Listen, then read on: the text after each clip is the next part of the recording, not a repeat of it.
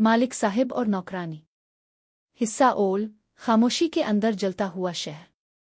मालिक सलीम अर रहमान को लोग मालिक साहिब कहते थे। नाम लेने की किसी को जुर्रत नहीं थी। वो शहर का बासर आदमी था। बंगला, गाड़ी, नौकर, इज्जत, सब कुछ सिवाय एक सुकून के। जरीना इस घर में नौकरानी थी। खामोश, तेज नजर और ऐसी आंखें जो सवाल नहीं करती थीं मगर सब कुछ देख लेती थीं।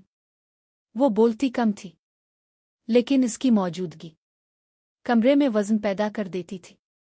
मालिक साहिब ने जरीना को पहले दिन नहीं देखा था। असल नज़र तब पड़ी जब इसने बगैर पूछे उनकी बिखरी फाइलें तरतीब दे दें। तुमने किससे पूछा? मालिक साहिब ने सख्ती से कहा। जरीना ने आंख उठाकर देखा। काम बिखरा हुआ अच्छा नहीं लगता साहिब। ये जुमला उनके अंदर कहीं लग गया। वो पहली औरत थी जो उनसे इजाजत नहीं मांग रही थी, सिर्फ अपना फर्ज निभा रही थी। जरीना की जिंदगी अल्फाज में बयान नहीं होती थी।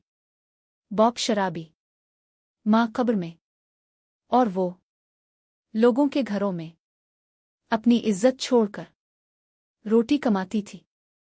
मालिक साहिब इसे देखते हुए खुद से नफरत करने लगे क्योंकि वो ताकत में थे और वो मजबूर। ये फर्क उन्हें खा रहा था। एक रात जरीना देर से आई। हाथ कांप रहे थे, आंखें सूजी हुई थीं। मालिक साहिब ने पहली बार पूछा, कुछ हुआ है? जरीना खामोश रही। खामोशी चीख रही थी।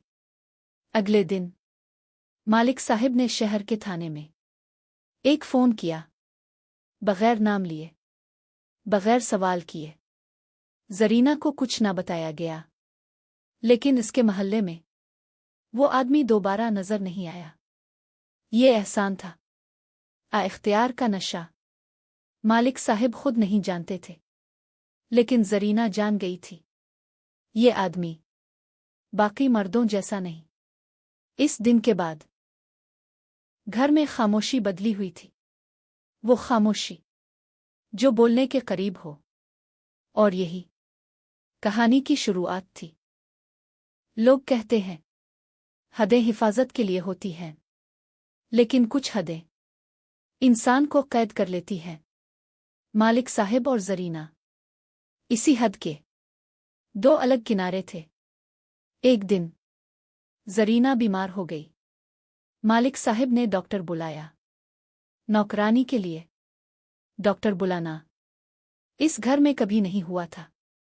जरीना ने आहिस्ता कहा, आपको ये सब नहीं करना चाहिए था साहिब।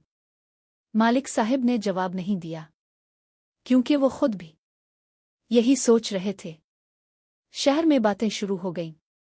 नौकरानी बदल गई है, मालिक नर्म हो गया है।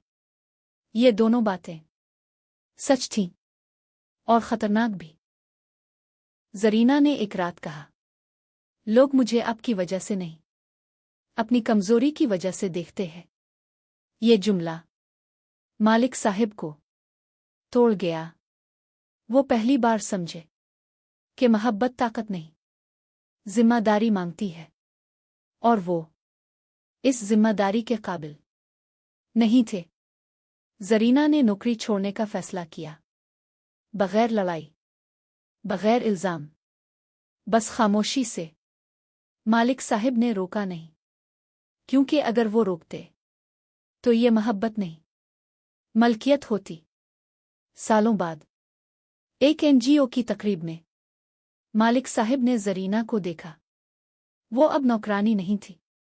जरीना ने बस इतना कहा, कुछ रिश्ते पूरे ना हों तो भी जिंदगी बदल देते हैं।